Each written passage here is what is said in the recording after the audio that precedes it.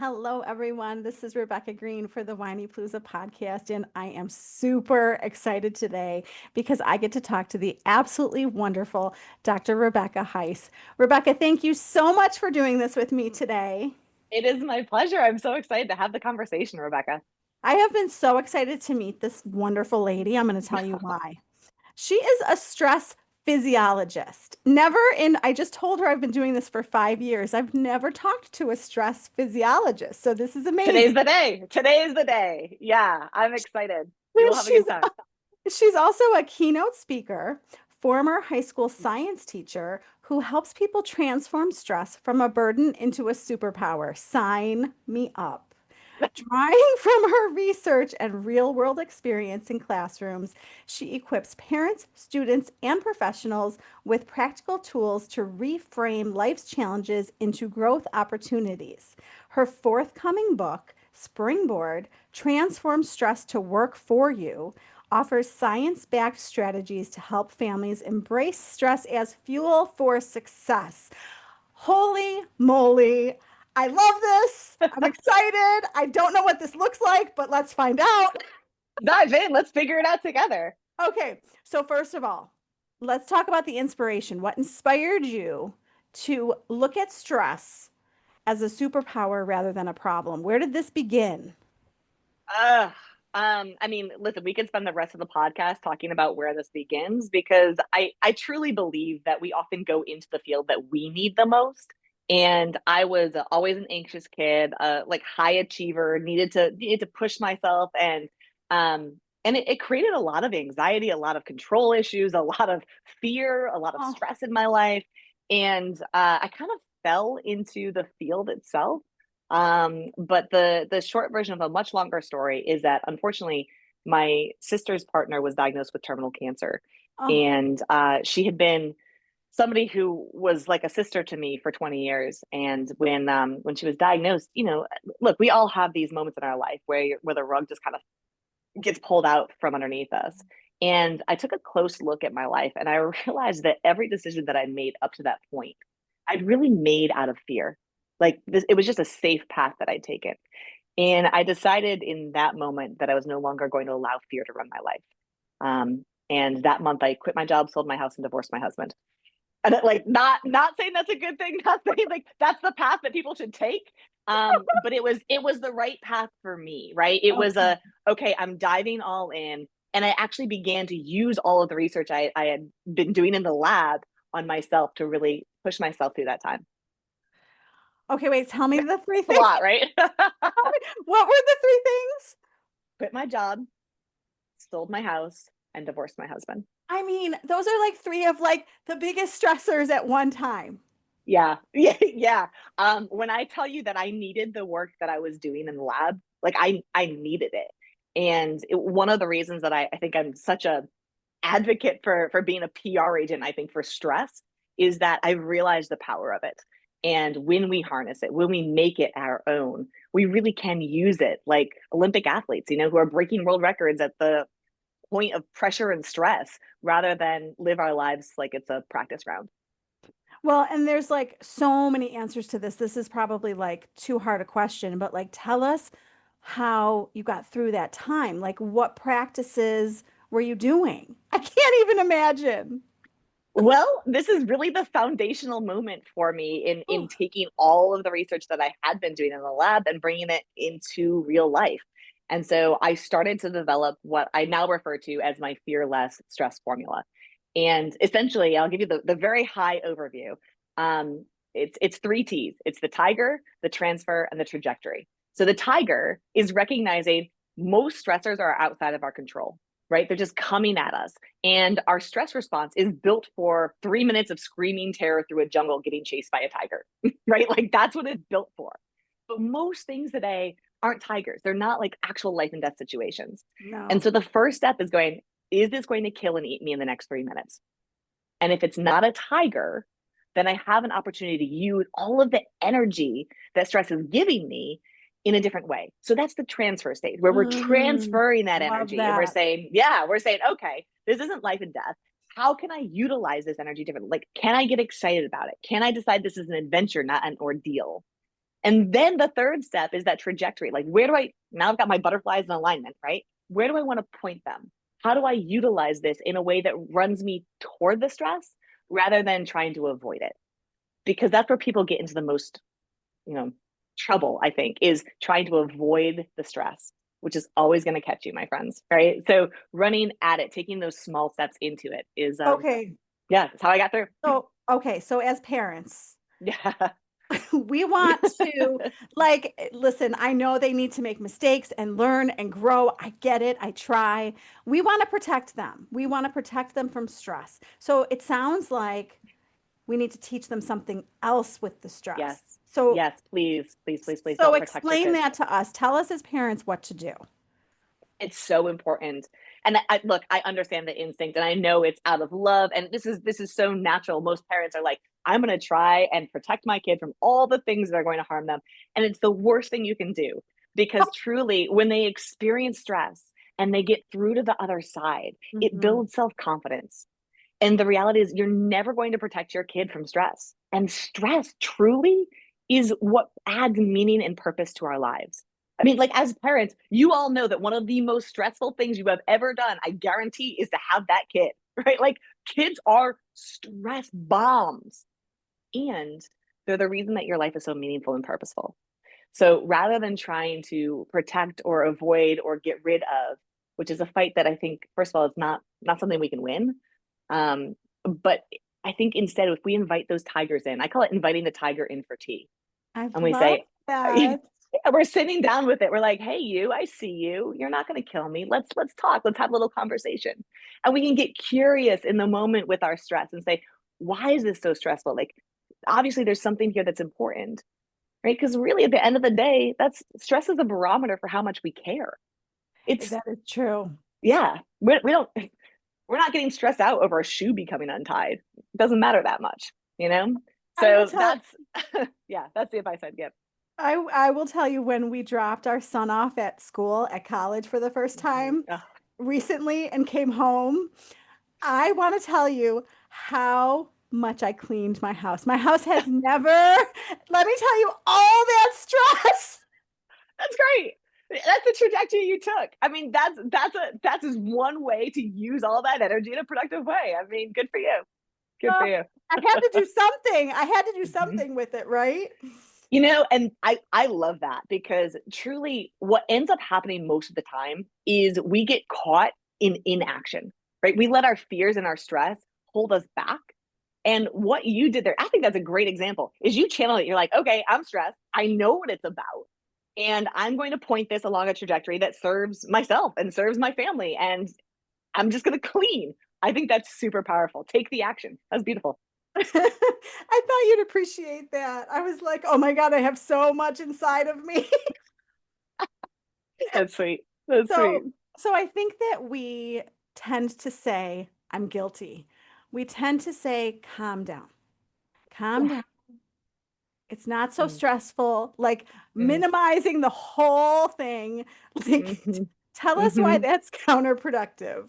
I mean, you know why you understand it, right? Like, imagine Rebecca, you come to me and you tell me like how stressed out you are over something as like, and I'm your trusted friend, and you're telling me this, and I say to you, "Ah, calm down."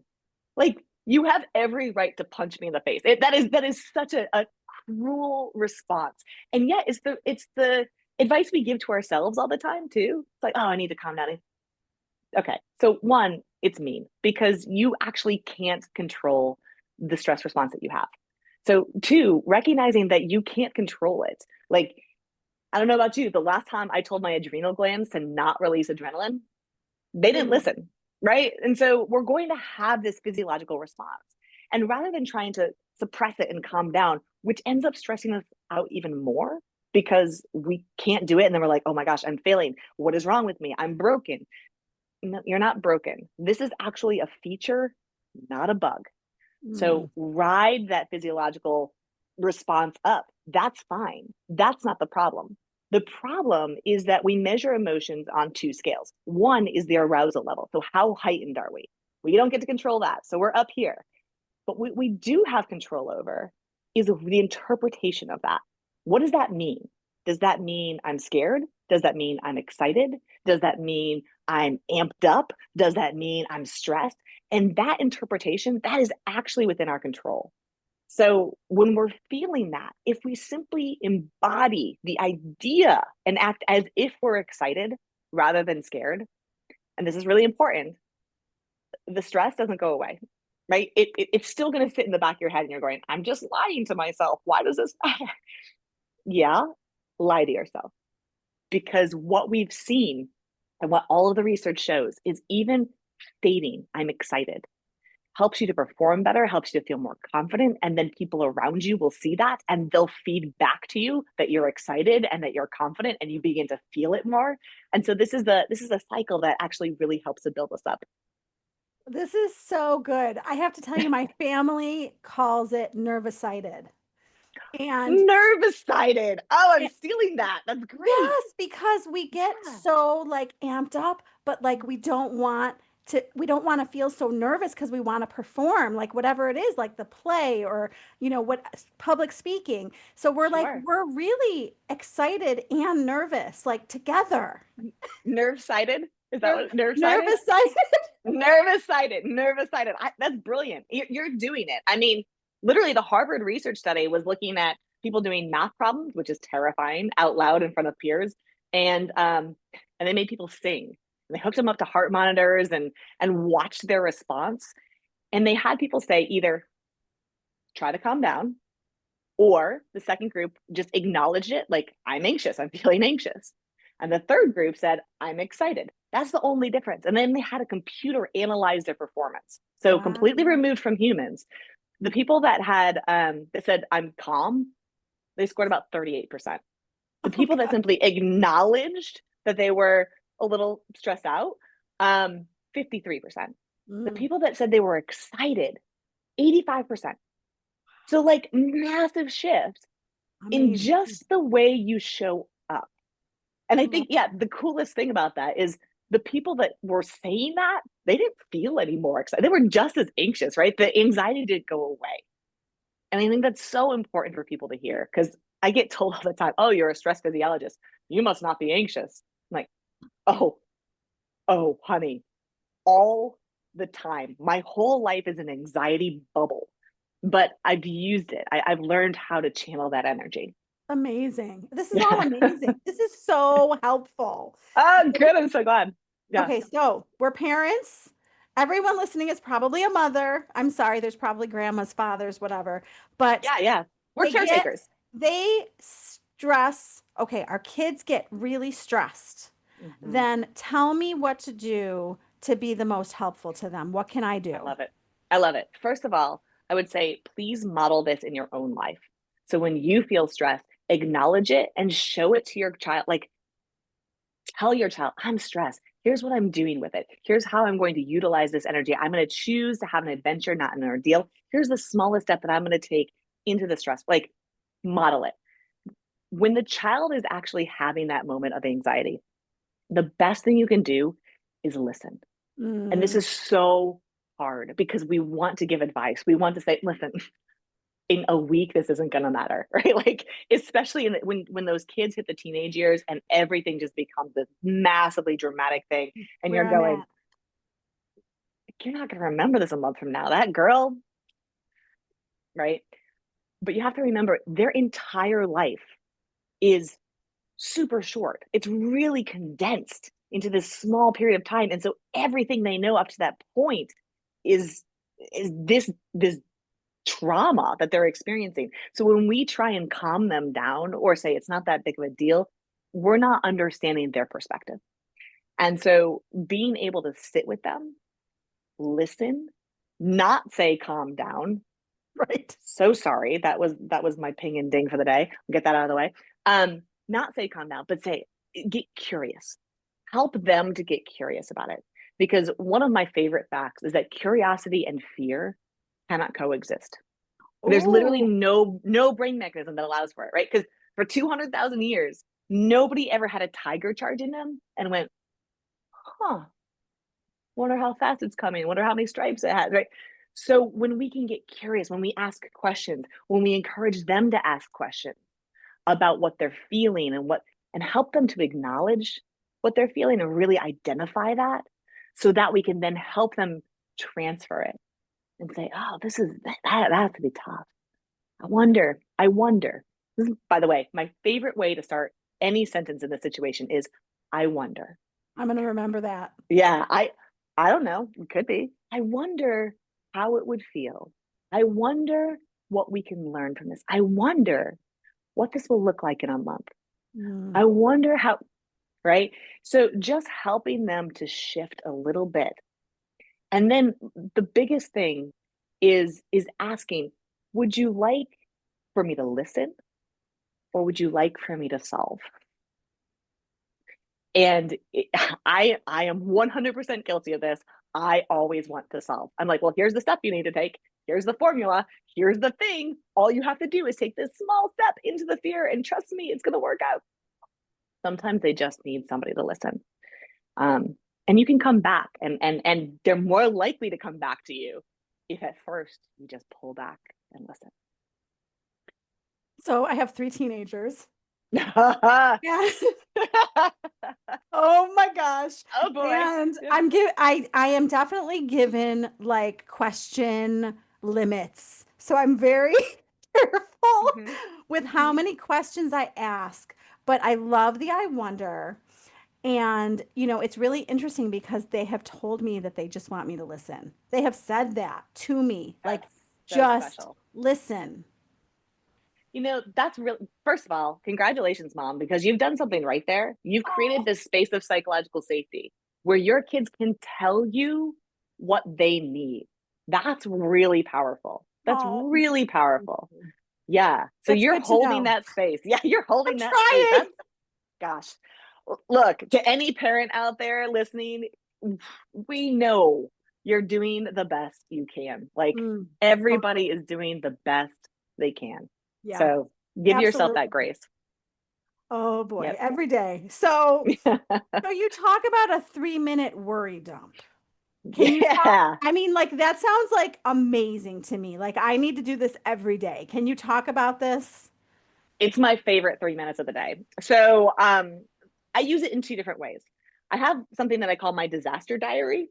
And typically at the end of the day, I will open up my little diary and I'll turn to a fresh page and I just dump onto it. I set a timer for 3 minutes and I dump onto it all of my anxieties, all my stress, all my fear, all the things that are going to go wrong. I catastrophize. I let myself go to the worst places.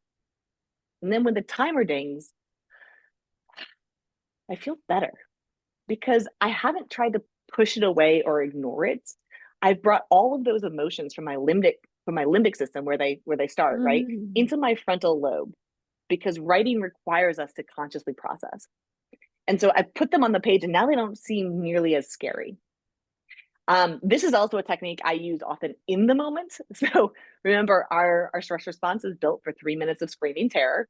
So trying to be logical or like Oh, offer yes. advice, yeah, in those first 3 minutes, forget about it. Like punch something, a pillow, not a person, right? Other Like appropriately. Let me get clear. Like find a punching bag or run in place or get your heart rate up because you're literally trying to outrun the tiger, as it were, right? Get into your body, clench your fists, whatever you have to do to get through those first 3 minutes. And then your body begins to settle in and go, okay, I'm not dead. So this must be not a life and death situation, which means I get to choose now. How do I want to approach this? Yeah. Okay. And I'll tell you, I have to set a timer because I will stay stuck there. I will just continue to spiral and Yes. and it's not really useful. At some point, all of that energy, I might as well put to better use. Tell the story that's Mm. useful to you, right? Well, so like as someone who like tries to manifest, like I would be worried, like I want to get it out. Mm, I want to yeah, write it out, but I don't want to yeah. manifest all that stuff. Yeah, listen, I think here's the thing. I agree with you, but energy understands, right? If you're just pushing it down, you're not getting rid of it. You're not getting I think you're actually releasing it. It's like watching the Mm. cloud pass, Yeah. right? You're going, okay, it's there. I acknowledge it. And it doesn't have to control me. I like And that. so like getting it out, I think is more powerful than holding it and like repressing it because I don't want the universe to feel this. Just it's gonna feel it. It's gonna feel it. So, We you can't know, deny it. It's there. Get it out. get it out, get it out. I mean, if it's helpful after those 3 minutes, take a look back and go, is this true? Is this true? What are some alternative stories that I can tell? Like Mm, one of my favorite things to do is recognize that, all of the things that I put down in my disaster diary, of all the things, maybe one has affected me for more than a year. see, Yeah. yep. Maybe one. That's And it. really, it wasn't even that bad. It was just like, oh, this is gonna take some time. Okay, we can work through this. Yeah. I love it. I'll do a worry dump. I tell my kids to do a worry dump because I think our kids need to do it, right? Yes, my gosh, make them, force Yes. them. No, Yes. No, I they're their agree. own independent people, but giving them that opportunity, like even if it's at the dinner table. Hey, let's set the timer for 3 minutes. We're gonna get all garbage out, and then let's have a wonderful family dinner. Let's move on to like what good things happened to you today. What's bringing you the most joy. Like shifting that tone is simple, but if we're always holding it in, Yeah. yeah, That's not we're not healthy. being authentic. Yeah, we're not being authentic. My 13-year-old gets in the car after school and she just like vents it all out. And then the other day she turned to me and she said, "I'm sorry. That was like a lot of negativity I just released." That's beautiful. She has a safe space to do it. So parents creating that safe space is huge. I mean, she feels permission to just Just great, vomit it. great. Yes. There it is. Yes. It's now out there. And then having the self as a 13-year-old, having the self-awareness to go, oh, that was a lot, wasn't it? And in response, I hope, Yeah. as parents would go, yeah, good for you for putting it out there. It's a safe space. Continue to vent. Yeah. Now let's see Yes. what power do we have over this? Are we this is one of my favorite questions to ask, and I'll have to give a little bit of a background on this, but like what strings are we allowing others to pluck in us? Mm. So, right, humans are incredibly emotionally contagious. And I talk all the time about if you take two violins tuned to one another and you put one in one corner of the room and the other in the other corner, and you pluck the string on one, the other one's going to play the same note. And I think of humans very similarly, right? If we're coming in and we're plucking a string or we're allowing a string to be plucked by somebody else, we're resonating with them. And it's so powerful to recognize wait. I have the ability to play my own music no matter what other vibrations are happening around me.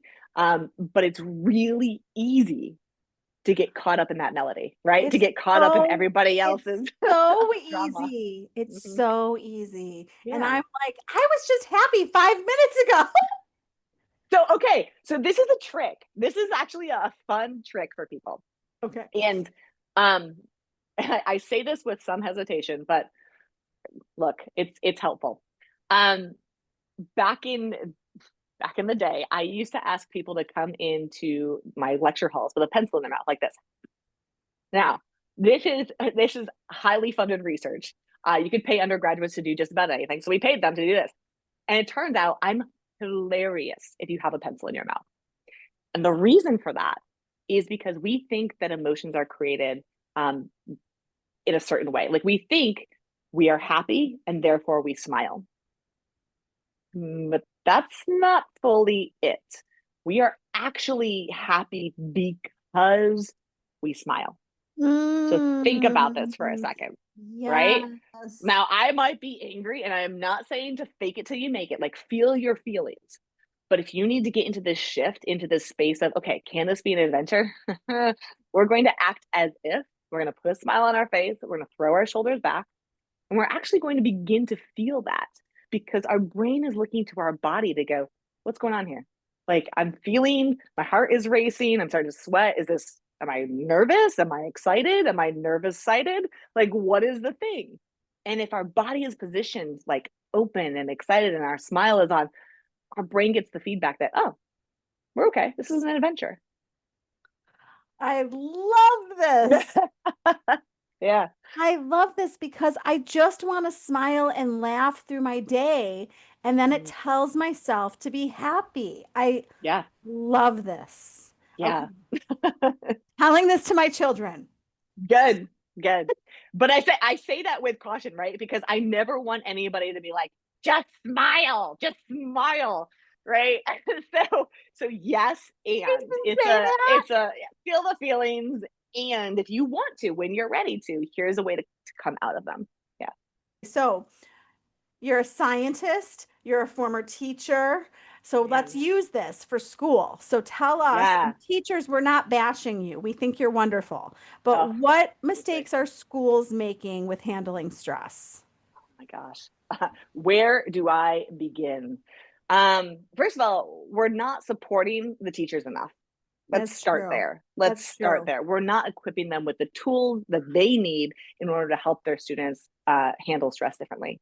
I think the biggest thing is the health and wellness industry as a whole has provided one message for decades, which is stress is bad. You need to get rid of it. And there's many problems with that, including the fact that stress is the thing that actually allows us to recognize what's important. And if we're constantly running away from it, if we're constantly trying to get rid of it or avoid it, we're missing the things that are going to bring the most purpose and meaning to our lives. Mm, And I spent a lot of time talking about PTSD versus PTG. So mm, everybody is familiar with post-traumatic stress disorder, right? Like we've heard of that. It affects 8% of the population. Um, I'd make the argument it affects all of us, maybe not diagnosed, but I think, frankly, growing up, going through school, dealing with the traumas of just day to day life, little t traumas, yes. big T, we all are carrying that, right? The Yes. good news is there's PTG, and that's post traumatic growth. And we don't talk Mm, about that as much. But mm-mm. there's an ability, I think, in particular, that teachers and educators have to help shape the stories of the youth that they're serving, which is when you see somebody who is struggling, when you see that anxiety come up, the story meaning that that is happening there, the way to create this meaning from that is to say, okay, how are you going to grow from this? What good can come of this? And 50% of people who have experienced a trauma actually experience, without any coaching, experience post-traumatic growth, which means they feel closer to their communities. They feel more grounded in their own lives. They feel more connected to one another. They feel more in touch with a higher power, if that's something that people believe in. So Yes. it's a really powerful thing that I think gets missed a lot because we're constantly trying to push away the trauma instead of embracing it as part of life and helping facilitate these young lives to grow through it. I mean, the traumas really suck. Like when you think about the stuff Mm-hmm. that we've all been through, everyone's been through stuff. So Yeah, I totally agree with you. And when I yeah. think about the most meaningful moments in my life, they were the most, and they were so stressful. And like I think about how it made me who I am today. So I Mhm. try to remember that, but Yeah. I mean, it's so, it's so stressful. Rebecca, this is the research. Like in 2013, there was a study looking at what makes for a meaningful, purposeful life, right? And the number one correlate was stress. So past stressful events, current state of stress, even Wow. future worry and anxiety. And when I read that, I was like, even I was question it. I was like, I don't know. I feel like I could have a pretty meaningful life sipping mai tais on an island somewhere. But I did some research and followed up on this because I was really curious. And I'm going to ask you this and your audience this now because I think this is a fascinating reframe. Um, I want you to think of a project or an accomplishment that you're most proud of, Mm. and then go back in time to when you were in the middle of that project. What was your stress level? And in recognizing this, right, like everybody's like 283, the data are really clear instantly. 4% of people said it was very low. I think they're liars. The vast majority of us were stressed out of our gourds. And I think that's so powerful because we're using this stress for good. We really Yeah. are. It's just in the moment we have to recognize that this is meaningful. This is a barometer for how much we care. And helping our students, helping our children recognize that this is just your body preparing you to perform. It's not a bad thing, right? This isn't a bug. It's a feature, and we can use that. I think that's a very teachable moment. I mean, you're reframing stress for all of us. I mean, I hope. really, like really reframing it. I mean, you've helped me so much because even like my junior, Ella's 16 and Mhm. she's like nose to the grind, like all AP classes, working her buns off. And I'm like, oh my God, this is too much. Why are you doing this? So Look, I know, and I will say this last year I did research on this Gen Z, this new generation coming. Oh my gosh. Oh, and I sound like an old folk. Like I feel like every generation does this. Like I'm so worried about this. I'm so worried about this generation. They're stressed out of their gourds. I mean, no. yeah, I developed an entire course specifically for that generation because I'm Wow. so worried for them. And like this message, I cannot get this out fast enough to more people.